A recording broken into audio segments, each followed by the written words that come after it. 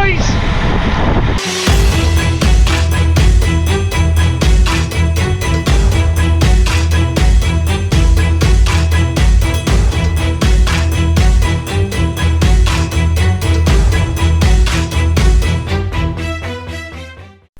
Welcome back, sports fans, to another episode of GS Mossa TV race commentary, coming to you once again from the outdoor velodrome at Mountbatten, Portsmouth.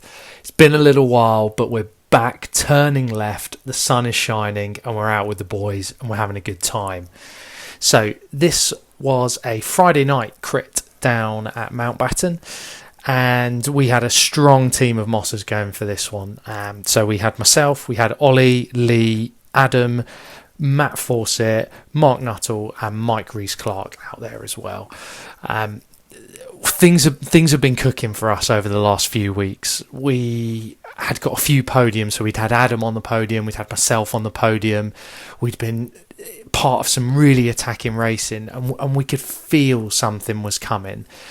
We just hoped, and we were going to do everything we could tonight to make tonight the night for us, to get on the top step and get the win that this team so deserved. So you can see just here, first attack, and this is going to play really nicely into what I'm going to talk about in a second, which were our team goals for this race. So a nice early attack. We're 1 minute and 15 seconds into the race, and we're setting the tone for how this probably first 10 minutes of the race is going to go. And this, what you could call as the break formation phase of the race. So just zipping back there, our goals for this race were to get a man at least into the break. If the break ended up being more than 5 riders, then we were going to chase with the aim of putting 2 Mossers in the break. We were going to make sure that we were together at the front of the pack as a bunch, strength in numbers really, and that just means that we could also respond to any other moves, making sure that we're covering everything. If things were together at the finish, then we were going to adapt on the fly, and we were going to run a lead out train for Adam, but we would kind of decide how we're doing that as we go. And just as I mentioned, there goes Ollie, counter attack. So really playing into point 2 there, or point 3 that I was talking about, which is early attacks. I'm towards the front, my attack's been caught, and Ollie's going to pin it and just try and keep stretching that elastic. You can see I've got Adam on the left side of me here on the front cam. So again, it's that presence towards the front. In these kind of Cat 3 races, for us, the team aspect is so powerful, and people will look to you to chase if you're not on the front foot, so you may as well be on the front foot attacking and using your numbers. So I'm just going to move up now towards the front of the bunch, again thinking about presence and just making sure that I'm looking out and I'm marking. So we've got Ollie up the road, and it's a small break, so I think it's 3 or 4 riders here, and there goes an attack. So again, my positioning there towards the front of the bunch means that I'm able to respond to the attacks, again thinking about our team goals. I'm not going to do any work here. I'm going to sit on, and I'm either going to get a free ride over to the break where I can help my teammate and I'm feeling sort of fresh, or these guys aren't going to work because I'm not going to pull through and I'm going to give them the shake of the head. There's an attack again that goes, but thinking about the rule we have in the team, that's okay. That's still 5 riders up the road. Now, the guy on the left on the inside sparks it, and Adam's going to go, but Adam's actually going to go over the top. So now this is all starting to maybe become too many men. And also that break's quite close. People are going to get tempted to chase, so we're going to be on the front foot. But with Mark there also on the front, and myself coming up there as well, we've actually ended up in a situation where Adam and the one other chap who was attacking has got over to Ollie's move.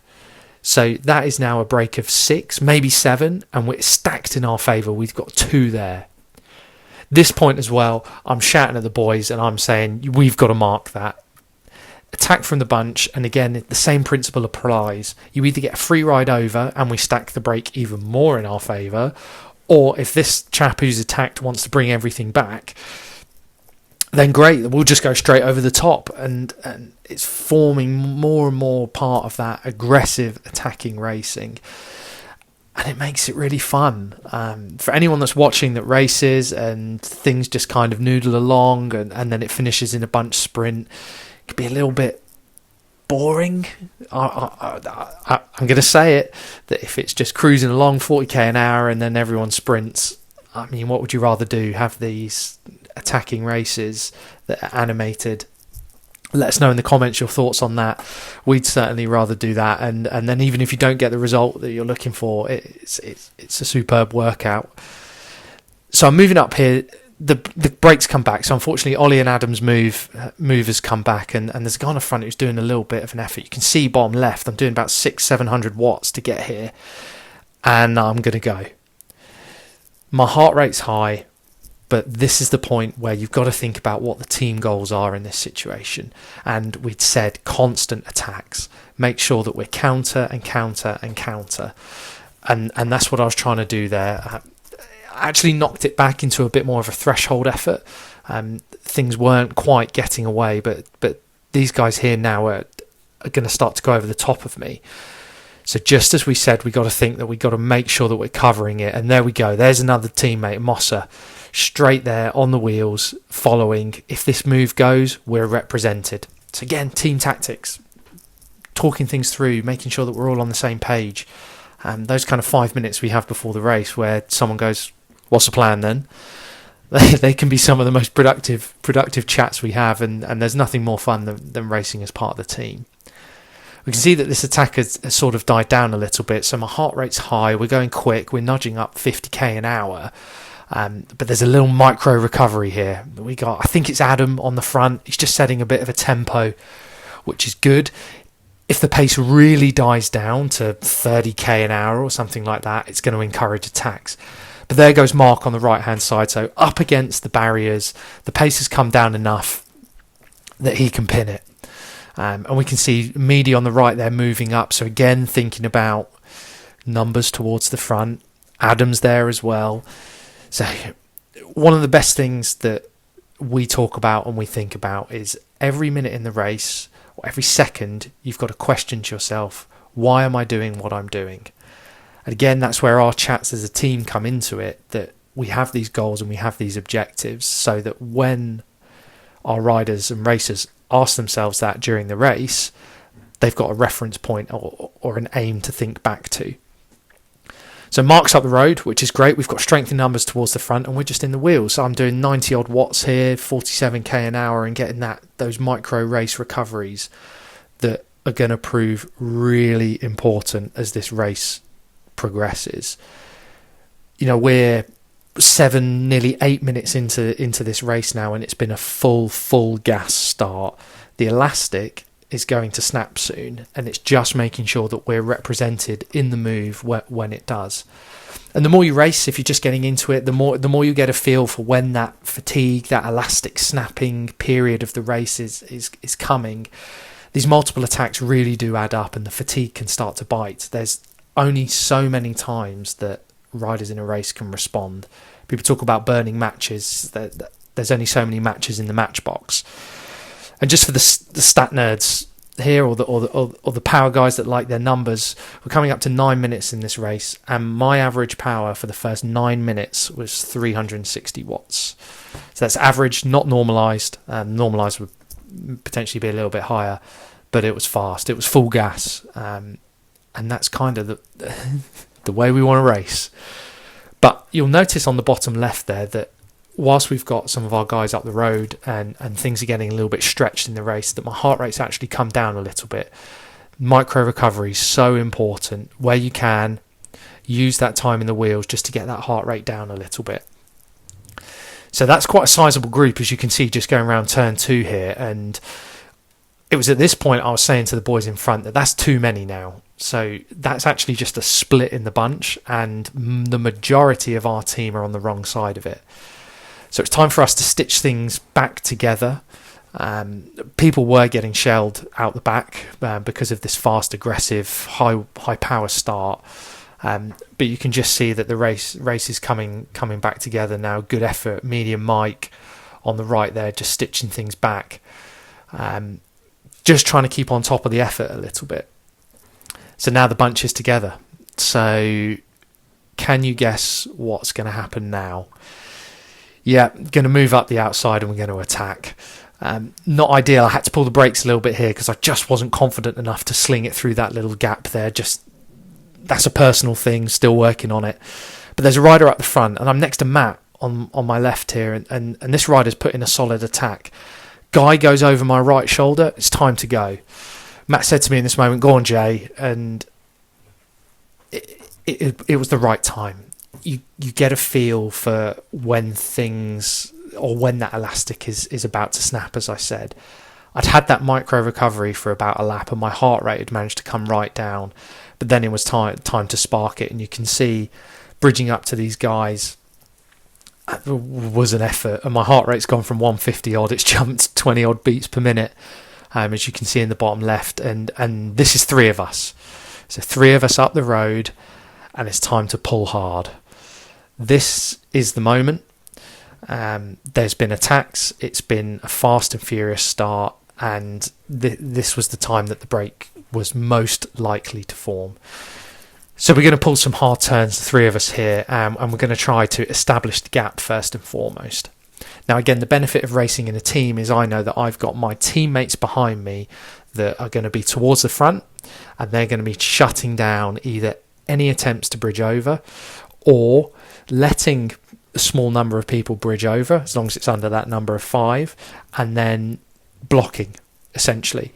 If a rider attacks, it's sitting on their wheel, not pulling a turn, and giving me, as the rider in the break, the best chance to succeed and get up the road.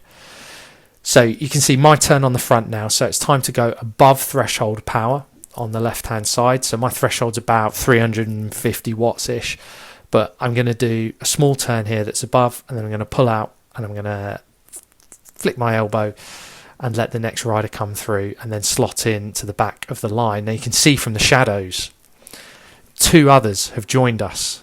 So this is now a break of 5, which is the magic number for the Mossa, and we are going to start now all to chop off, and the art of riding a breakaway. Slow is smooth, and smooth is fast. No surges, keep the power consistent, keep the speed high, and you will start to pull that gap away, especially with the help of our teammates behind. So you get a little bit of recovery when you're in the wheels of the breakaway, but in these early stages where it's still, the gap is still forming, it can be a little bit tough. I mean, I'm doing 400 odd watts here, third wheel, which is, God only knows what the guy from Chichester's doing at the front there, probably in the 500s, but the power does come down, and you do get the benefit of the draft. And then when it's your turn to pull, you got to pull. You got to commit. And in this situation, this is the perfect time to commit. It fits our team goals, and it fits what we're trying to achieve, and hopefully gives us the best chance of success. So behind us, what's happening is the boys are doing their bit, and they're doing all they can to let this gap expand. But there is a little bit of panic in the bunch behind that I wasn't really aware of. But all I could know is that we'd only really pulled out a gap of a quarter of a lap. People were trying to pull it back, and there's only so much the boys behind can do. So we have to stay fully committed here. So the tap racing chap here, he's putting in a big turn, and he's going to flick me through in a minute, and then it's my turn to really commit. And if I'm honest, at this point, I was thinking, if this doesn't grow and we're doing these kind of pulls, then that's a really excited bunch behind. And again, thinking about what am I doing and why am I here? I'm trying to do my best for the team, and if this gap isn't growing, do I then have to start to play the percentages? Do I think, actually, I won't work, I've got many teammates behind, if we get caught, one of them can attack, and then maybe the elastic snaps then, and they're in the break. You can see a couple of the guys in the break here, they're looking over, and it was about now that a couple of these chaps, so I think it was the guy that races for FTP, for Feel the Potential, and Chichester, actually did 2 of the hardest pulls. I mean, chapeau, fellas. It was full commitment, and it really got us all on song, and that suddenly became half a lap, and then it became 3/4 of a lap, and knowing what the Mossa boys were doing behind as well, the gap started to grow. So I suddenly became, no, forget about the other option. We're fully committed to this breakaway. We're going to do all we can to get a lap and get back to the bunch, which seems to be the best tactic on these velodromes, as you'll probably see actually on the indoor racing. And once we're back in the bunch, it's then think about, okay, what's the next move and how do we best win this race? So this was the break. This was the breakaway of the day. No spoilers. Well, spoilers. We made it. We made a lap. Full commitment from some of these boys. Chapeau. It was great riding in there with you. And yeah, we got back to the bunch, and we're going to skip forward now. 35 minutes in, so there's about 5 minutes of this race left. It's short, sweet, fast, aggressive.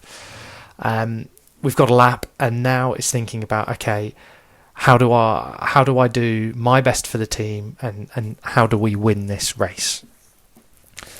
For the power guys, again, for anyone interested, it was a 13-minute effort in the breakaway to get the lap, and my average power for that was 335 watts. So it was the big 9-minute start, 360 watt average, and then 335 to get the lap. So yeah, this one hurt. So we're in the throes now of the final few laps, and it's go time. It's thinking again, okay, how do I win this race? So I've got Adam in front of me here, who is just keeping me safe, and really is looking to put me in the best position to win this race. We've noted down in our heads all the numbers of the guys that I'm racing at, so the 5 of us that are up the road. So we know where I need to be, who I need to follow, and making sure that I'm on the right wheel. But we're just trying to keep the speed nice and fast here, trying to deter any attacks. So I think we've got Matt on the front, just a really, really nice, hard, fast tempo. You know, we're doing 54k here, and this was into a headwind. So this is a nice opportunity now to move up. So there's probably about 3 minutes of racing left, maybe 3 laps. And Adam here is going to do what can only be described as the hero pull. My heart rate's high. I'm thinking ahead, but trying to stay calm, because the best thing to be in these situations is calm. But Adam is doing an absolutely sterling job in keeping me safe in these sprint scenarios, particularly when you get a lap on the bunch, but you don't get any more and the whole bunch is together. The front is the safest place to be. So again, with the benefit of having the team, it's being able to have someone to go on the front and completely sacrifice themselves for you, which is a phenomenal feeling. And you know, there'll be plenty of time for me to give back, and I'll absolutely be making sure that I do. But that's just the culture we have here, and riding and racing for each other. It's what we're all about. So we're coming here, and Adam's actually looking back, and he's talking to me, and he's saying something, and I can't quite hear what he's saying. And he's saying that he's done, and he can't do any more. And I'm saying, no worries, mate. I really appreciate what you've done. You've got me here, and we are coming up to bell lap, and we're going to pause it right here. Textbook tells you that this is the one place you don't want to be coming up to the bell lap, which is on the front, and you are vulnerable to attacks. But number one rule here, don't panic. You know you're going to get attacked. It's all about how you respond. And we're going to roll it through, and you'll see shadows on the right. Here come the attacks from the boys. So these guys aren't in the break. They aren't the 5. They're racing for 6 and better, and it's time to jump on their wheels. So the power on the left spikes. This is essentially now my lead out, and I have to do all I can to hang with this. I'm not racing the chap in front, and I know that the rest of the break is on my wheel. We're doing 60, 61, 62 k's an hour here coming around to the sprint finish. It's all about making sure that no one else comes around me now into the sprint, and it's time to kick, Jay. Hard as you can. Push, push, push. Throw the bike. Take the win. And in that moment, I couldn't believe it. I honestly thought the chap on the right-hand side of me was going to come round. I have never thrown the bike as hard as I did that. I think my bum was practically on my rear wheel. but a win. First place for Mossa. It'd been coming for us, and we're going to replay the sprint here. So I'm just going to pause it so you can see that I'm at this moment going to have to go round the outside. This chap's looking over his right hand shoulder, and I'm just going to sprint straight. We've got to look after each other. Don't close anything off. Another pause, right hand side of the screen, you'll see the chap right on my wheel in the shadow, and it was all on the bike throw. Had to time the bike throw right. If I didn't, probably wasn't going to do it. He was going to come round me, but chuck it as far as you can. You can probably see it on the right hand side if you have a little rewind. Moral of that story is practice your sprinting, practice your bike throw. We did it a few weeks ago on a cheney, and sometimes it can really help, but this was such a fun, fast, exciting race. I think my heart rate doing this commentary has gone up looking back on it. Chapeau to the boys, chapeau to every single one of the riders and racers in this race. It was clean, it was fast, it was fun, it was safe. It was exactly what we want from these evening crits. Some of the Mossa boys coming back. Matty Fawcett said he wasn't going to race again because he's getting married. Congratulations to him and Lucy. But he came back for this one because he couldn't resist it. He couldn't resist another go. Just so good. And hopefully the first win of many this year for the Mossa. But if you've enjoyed this video and seeing what it's like riding the brake, getting in the brake, racing as a team, and then going for that sprint finish, drop a like, subscribe to Mossa TV if you'd like to see more of these videos, and leave a comment down below. Let us know what you think about tactics, what you think about racing as a team. Is there anything we could have done better? We're always keen to learn. But until the next video, we'll see you then. See you on the road.